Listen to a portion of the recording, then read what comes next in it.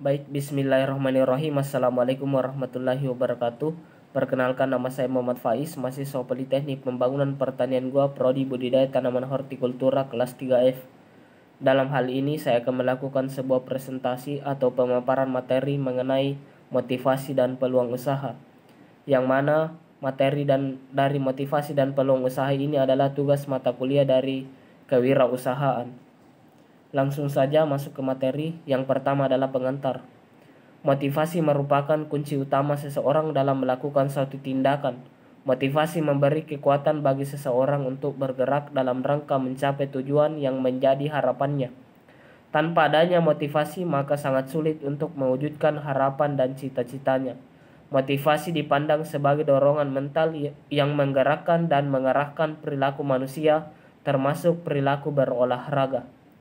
Peluang usaha adalah suatu kejadian di mana seseorang atau sekelompok mendapatkan suatu kesempatan untuk menjalankan suatu usaha atau bisnis sebagai peluang usaha yang esensinya adalah asas yang bermanfaat.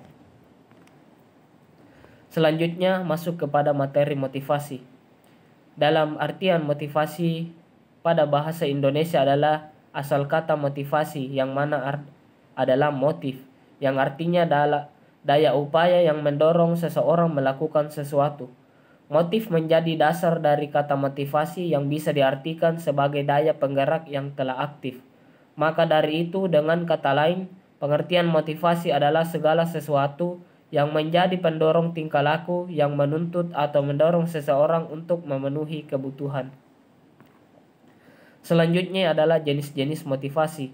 Sebenarnya untuk jenis-jenis motivasi ini terdapat beberapa jenis dan beberapa pandangan. Akan tetapi yang saya ambil adalah menurut ahli dari Chaplin, yang mana menurut Chaplin terbagi atas dua. Jenis motivasi tersebut yang pertama adalah physical logical drive, yang mana physical logical drive ini adalah dorongan yang bersifat fisik seperti lapar, haus, seks, dan sebagainya. Yang kedua adalah social motives atau dorongan-dorongan yang berhubungan dengan orang lain seperti estetis, dorongan ingin selalu berbuat baik dan etis. Yang mana jenis-jenis motivasi ini dibagikan atau dikelompokkan berdasarkan atas dorongan-dorongan, dan menurut ini adalah pendapat dari Chaplin. Selanjutnya adalah faktor-faktor yang mempengaruhi motivasi, di mana faktor-faktor yang mempengaruhi motivasi ini terbagi atas dua. Yang pertama adalah faktor eksternal dan yang kedua adalah faktor internal. Yang pertama faktor eksternal, poin-poinnya yaitu yang pertama adalah lingkungan pekerjaan, yang kedua adalah pemimpin dan kepemimpinannya, yang ketiga adalah tuntutan perkembangan organisasi dan tugas, yang keempat adalah dorongan atau bimbingan atasan. Dan faktor internalnya itu adalah pembawaan individu, tingkat pendidikan, pengalaman masa lampau, dan keinginan atau harapan masa depan. Yang mana faktor-faktor ini sangat mempengaruhi terjadinya suatu motivasi baik di dalam lingkungan pekerjaan maupun di dalam lingkungan internal, yaitu adalah individu. Selanjutnya masuk ke materi peluang usaha. Peluang usaha terdiri dari dua kata, peluang dan usaha. Peluang berarti kesempatan dan upaya untuk mencapai tujuan yang diinginkan dengan berbagai daya yang dimiliki. Sederhananya, peluang usaha adalah suatu kesempatan yang dimiliki oleh seseorang untuk mencapai suatu tujuan usaha berarti.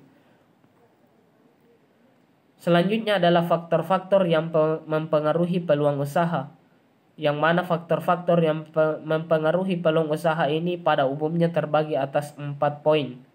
Pada poin pertama adalah nyata, di mana nyata ini diartikan dalam hal yang nyata memiliki arti bahwa segala sesuatunya sudah direncanakan dengan matang atau sudah terencana atas manajemen dengan baik.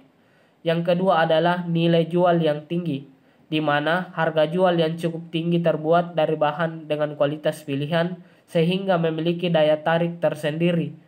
Oleh karena itu, ini menjadi faktor-faktor yang mempengaruhi peluang usaha. Yang ketiga adalah tingkat risiko kecil, di mana tingkat risiko kecil ini melalui peluang usaha yang potensial memiliki ciri-ciri yang bisa kalian lihat dari besar dan kecilnya risiko yang mungkin ada. Dan jika kita berbicara tentang besar dan kecilnya risiko, maka kita berbicara tentang faktor yang mempengaruhi peluang usaha. Yang keempat adalah tidak bersifat musiman. Dalam artian tidak bersifat musiman di sini adalah tanda peluang yang potensial adalah sifatnya emergen atau merupakan kebutuhan manusia. Dalam hal ini, yaitu kebutuhan pokok seperti papan, sandang, dan pangan, dalam artian setiap saat dibutuhkan oleh manusia, dan faktor ini sangat-sangat berpengaruh terhadap peluang usaha.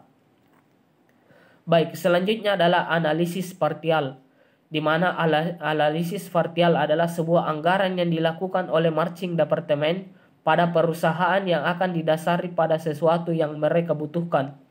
Dalam artian yang mereka butuhkan adalah sesuatu yang internal atau eksternalnya perusahaan ini dibutuhkan, di mana dilakukan yang namanya marching departemen yang didasari atas sesuatu yang sangat-sangat dibutuhkan dan dapat didapatkan.